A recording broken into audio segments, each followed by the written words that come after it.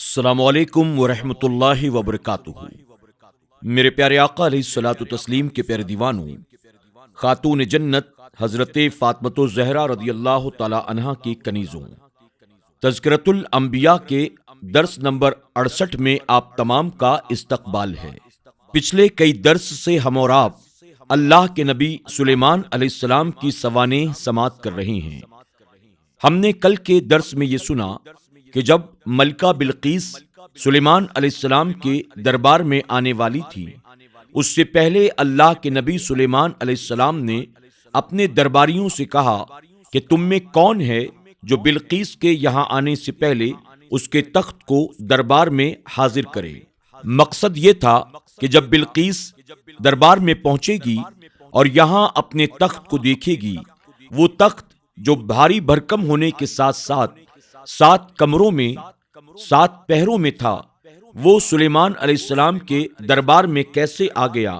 تو اللہ کی اس نشانی کو دیکھ کر اور اللہ کے نبی کے اس اختیار کو دیکھ کر وہ بلا چون چرا آپ کے ہاتھوں پر اسلام کو قبول کر لے گی۔ اب آئیے آگے سننے سے پہلے معمول کے مطابق اللہ کے پیارے نبی جناب محمد الرسول اللہ صلی اللہ علیہ وسلم کی بارگاہ بے کس پناہ میں ہدیہ غلامی پیش کر لیتے ہیں۔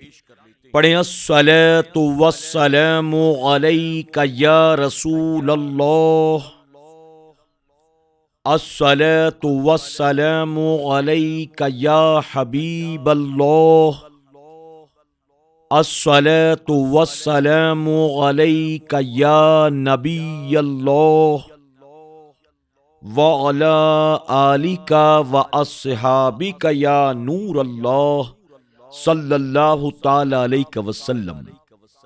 بلقیس کا چمکدار فرش کو پانی سمجھنا۔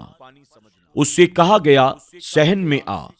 پھر جب اس نے اسے دیکھا، گہرا پانی سمجھی اور اپنی پنڈلیاں کھولی۔ سلیمان علیہ السلام نے فرمایا، یہ ایک چکنا صحن ہے، شیشوں جڑا۔ عورت نے عرض کی، اے میرے رب، میں نے اپنی جان پر ظلم کیا اور اب ایمان لاتی ہوں۔ سلیمان علیہ السلام کے ساتھ اللہ تعالیٰ پر جو سارے جہانوں کا پروردگار ہے۔ حضرت سلیمان علیہ السلام نے بلقیس کے آنے سے پہلے سفید شیشے کا ایک محل تعمیر کرایا جو پانی کی طرح نظر آتا تھا۔ محل بنوانے کی غرض یہ تھی کہ بلقیس ملکہ ہے، وہ صرف اپنے انتظامات کو ہی نہ دیکھتی رہے بلکہ اسے آپ کی نبوت اور خلافت کی عظمت اور آپ کی مجلس کا رعب معلوم ہو جائے۔ اس بلورین فرش کے نیچے پانی اور مچھلیاں بھی تھیں۔ آپ کا تخت اس کے درمیان تھا۔ جب اسے کہا گیا کہ اس محل میں داخل ہو جاؤ اور تخت پر چل کر بیٹھ جاؤ، تو اس نے فرش کو پانی سمجھ کر پنڈلیوں سے کپڑا اوپر چڑھایا تو آپ نے فرمایا، یہ تو بلور کا بنا ہوا فرش ہے، پانی نہیں۔ تو اسے جلدی ہی اپنی غلطی کا احساس ہوا اور سلیمان علیہ السلام کی عظمت، نبوت اور نورانیت نے ایسا اثر کیا کہ برملا کہنے لگی، میں نے آج تک اپنی عمر گنوا دی، اپنی جان پر کفریہ عقائد کے مظالم ڈھاتی رہی، اب تو سلیمان علیہ السلام کے ساتھ اللہ تعالیٰ پر ایمان لاتی ہوں۔ اس طرح بلقیس کو دولت ایمان نصیب ہوئی۔ تنبیہ، یہ جو مشہور ہے کہ بعض مفسرین نے بھی تحریر کیا ہے کہ آپ کو خبر کیا گیا کہ بلقیس ویسے تو خوبصورت ہے لیکن اس کی پنڈلیاں بدصورت ہیں، گدھے کے کھروں کی طرح، یا بعض نے کہا کہ آپ علیہ السلام کو بتایا گیا تھا کہ اس کی پنڈلیوں پر بال ہیں، تو آپ علیہ السلام نے اس کی پنڈلیوں کو دیکھنے کے لیے ایسا فرش بنایا تھا۔ یہ درست نہیں، نبی کی شان عظمت کے سراسر خلاف ہے۔ اسی کے متعلق علامہ رازی رحمۃ اللہ تعالی علیہ فرماتے ہیں، شیشے کا محل چمکدار فرش بچھانے کا مقصد فقط مجلس کو بارعب بنانا اور اظہار عظمت تھا۔ بلقیس کا پنڈلیوں کو ننگا کرنا اس کی اپنی غلط فہمی کی وجہ سے تھا۔ اس نے چمکدار صحن کو پانی سمجھا اور اپنی پنڈلیوں سے کپڑا اوپر کر لیا، گویا کہ وہ پانی سے گزرنا چاہتی ہے۔ یہ واقعہ بالکل اسی قسم کا ہے جیسے حضرت عامر بن سعد رضی اللہ تعالی عنہ اپنے باپ سے روایت کرتے ہیں، بے شک نبی کریم صلی اللہ علیہ وسلم نے ان کے لیے اپنے ماں باپ کو جمع کیا۔ مشرکوں میں سے ایک شخص نے مسلمانوں کو جلا کر رکھ دیا، یعنی اس کے ہاتھوں مسلمان بہت تنگ آ چکے تھے۔ تو نبی کریم صلی اللہ علیہ وسلم نے فرمایا، میرے ماں باپ تم پر قربان ہو، اسے تیر مارو۔ ماں باپ کو جمع کرنے کا یہی معنی ہے۔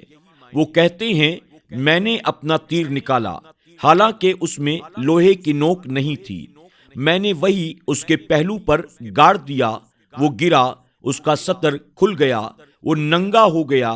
نبی کریم صلی اللہ علیہ وسلم اسے دیکھ کر ہنسے، یہاں تک کہ آپ کی داڑھیں مجھے نظر آنے لگیں۔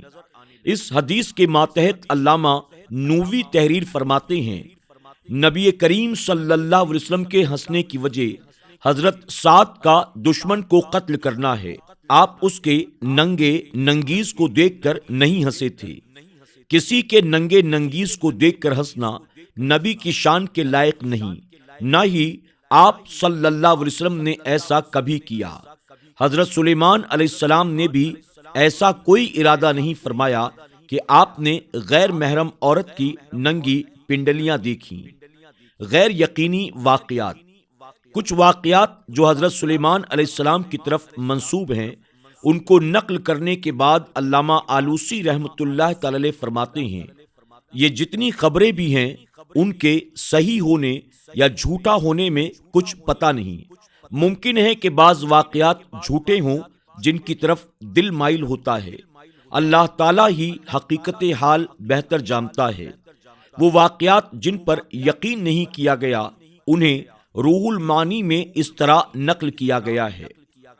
بلقیس نے حضرت سلیمان علیہ السلام کی طرف غلام اور لونڈیاں بھیجی۔ غلاموں کو زنانہ لباس پہنایا گیا، ان کے ہاتھوں میں کنگن اور کانوں میں بالیاں پہنائی گئیں، اور لونڈیوں کو مردانہ لباس پہنایا گیا۔ انہیں ہدایت دی گئی کہ غلاموں کو عورتوں کی طرح کلام کرنا ہے اور لونڈیوں کو مردوں کی طرح، اور ساتھ ہی یہ بھی کہا کہ سلیمان علیہ السلام کو کہنا، اگر تم نبی ہو تو غلاموں اور لونڈیوں میں فرق کر کے دکھاؤ اور بتاؤ کون غلام ہیں اور کون لونڈیاں۔ ایک اس نے موتی دیا جس میں سوراخ نہیں تھا۔ اس کے متعلق کہا گیا کہ سلیمان علیہ السلام کو کہنا، اگر تم نبی ہو تو اس میں سوراخ کر دو، اور یہ کام انسانوں اور جنوں سے نہیں کرانا۔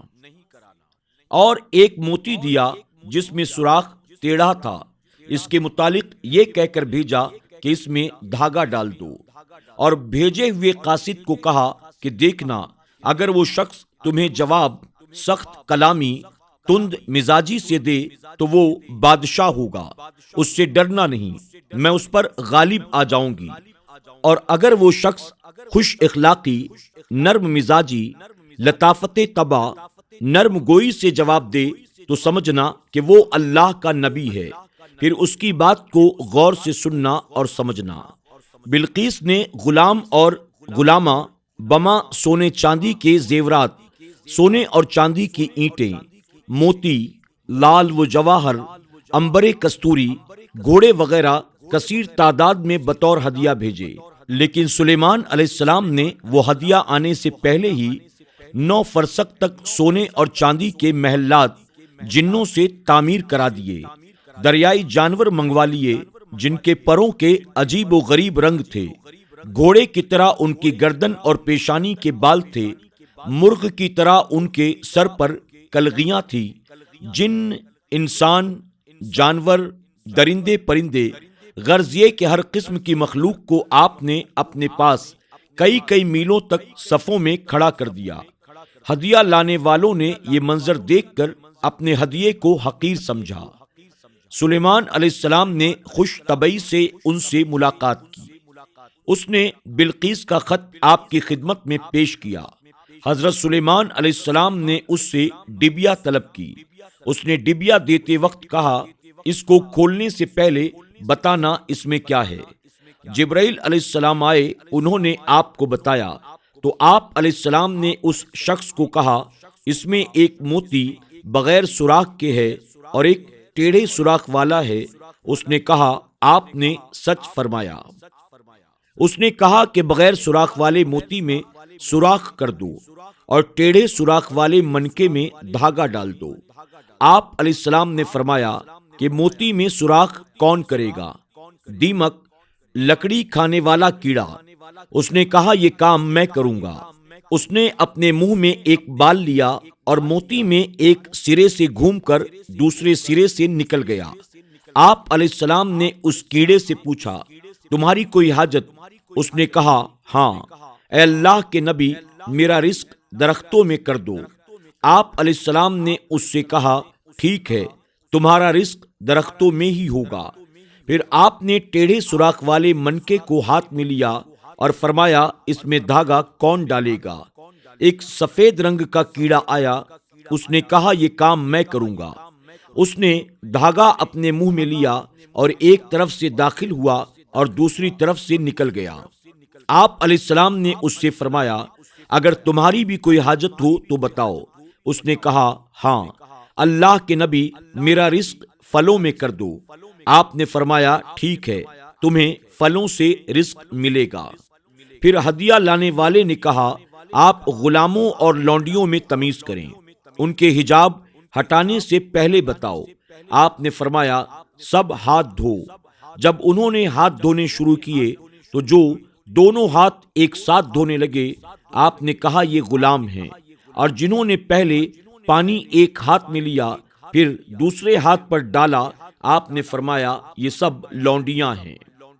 گزشتہ سے پیوستہ، سلیمان علیہ السلام نے ہدہد کو غائب پا کر جو ارشاد فرمایا، اس میں لا عزب ہنہو کا ذکر ہے، جس میں لام کے بعد الف زائد لکھا گیا ہے۔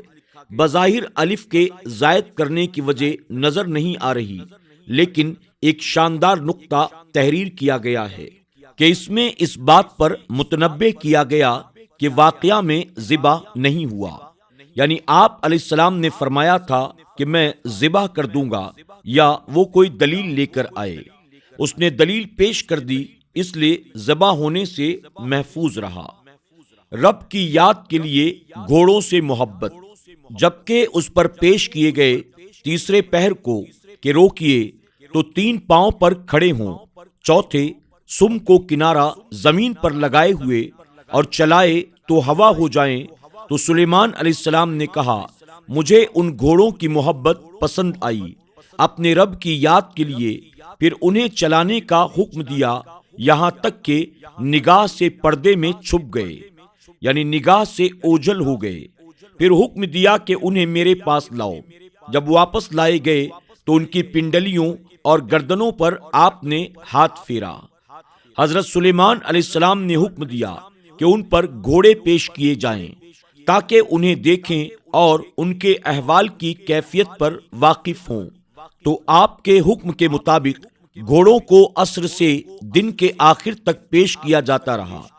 گھوڑوں کی 2 لفظوں سے صفت بیان کی گئی ہے، صفنات اور جیاد۔ صفان کا ایک معنی یہ بھی ہے کہ دونوں قدموں کا ایک قطار میں رکھنا، اور گھوڑا جب 3 قدموں پر زور ڈال کر کھڑا ہو، چوتھے قدم کا سم صرف زمین پر معمولی سہارا لگائے ہوئے ہو تو اسے بھی صافن کہتے ہیں۔ مقصد بیان یہ ہے کہ وہ ایسے گھوڑے تھے جب انہیں کھڑا کیا جاتا تو نہایت آرام سکون سے کھڑے ہو جاتے۔ جیاد تیز گھوڑوں کو کہا جاتا ہے، یعنی جب وہ چلتے ہیں تو ہوا کی طرح تیز چلتے ہیں، لیکن ان کی تیز رفتاری ایسی نہیں ہوتی کہ سوار کو گرا دیں، بلکہ تیز رفتاری میں بھی سوار کو سکون حاصل رہتا ہے۔ آپ نے کہا مجھے ان گھوڑوں کی محبت پسند آئی اپنے رب کی یاد کے لیے۔ علامہ رازی رحمۃ اللہ تعالی اس تفسیر میں فرماتے ہیں، یعنی مجھے ان گھوڑوں کی اتنی شدید محبت دنیاوی خواہشات و لذات کی وجہ سے نہیں، بلکہ صرف اللہ تعالیٰ کے حکم اور اس کی یاد کی وجہ سے ہے۔ جس طرح قرآن پاک میں گھوڑوں کو جہاد کے لیے پالنے کا حکم اور تعریف کو ذکر کیا گیا ہے، اسی طرح توریت میں بھی ذکر کیا گیا تھا۔ آپ علیہ السلام گھوڑوں کو صرف اللہ تعالیٰ کی رضامندی کے لیے دیکھ رہے تھے اور اس سے رب اور اس کے حکم کی یاد حاصل ہو رہی تھی۔ جب ایک مرتبہ گھوڑوں کو آپ کے سامنے گزار دیا گیا اور وہ آپ کی نگاہ سے اوجھل ہو گئے تو آپ نے پھر انہیں لوٹ کر آنے کا حکم دیا۔ جب بھی آپ کے قریب سے گھوڑے گزارے جاتے تو آپ ان سے ازروئے محبت ان کی پنڈلیوں اور گردنوں پر ہاتھ پھیرتے اور ساتھ ہی ساتھ اپنی امت کو اپنے اس فعل سے یہ تعلیم دے رہے تھے کہ حاکم وقت کو اکثر کام اپنے ہاتھ ہی سے سر انجام دینے چاہیے، اور وجہ یہ بھی تھی کہ آپ کو گھوڑوں کے امراض کا علم بھی حاصل تھا۔ آپ اس وجہ سے بھی ان پر ہاتھ پھیر رہے تھے کہ گھوڑوں کے احوال، امراض، عیوب دیکھیں کہ کسی میں کوئی نقص تو نہیں، اگر ہو تو اس کا علاج کیا جائے۔ علامہ رازی نے یہ تفسیر بیان کرنے کے بعد فرمایا، یہ تفسیر جو ہم نے ذکر کی ہے قرآن پاک کے الفاظ مبارکہ کے مطابق یہی ہے، اور ہم پر یہ لازم نہیں کہ ایسے واقعات کو بیان کریں جو درست نہیں ہیں۔ میرے پیارے آقا علیہ الصلوۃ والتسلیم کے پیارے دیوانوں، خاتون جنت حضرت فاطمہ الزہرا رضی اللہ تعالی عنہا کی کنیزوں، آج کے درس میں بس اتنا ہی۔ انشاءاللہ زندگی رہی تو اس کے آگے کی باتیں ہم کل کے درس میں سماعت کریں گے۔ تب تک کے لیے ہمیں اجازت دیں، اپنا خیال رکھیں اور اپنی دعاؤں میں ہمیں ضرور یاد رکھیں۔ السلام علیکم ورحمۃ اللہ وبرکاتہ۔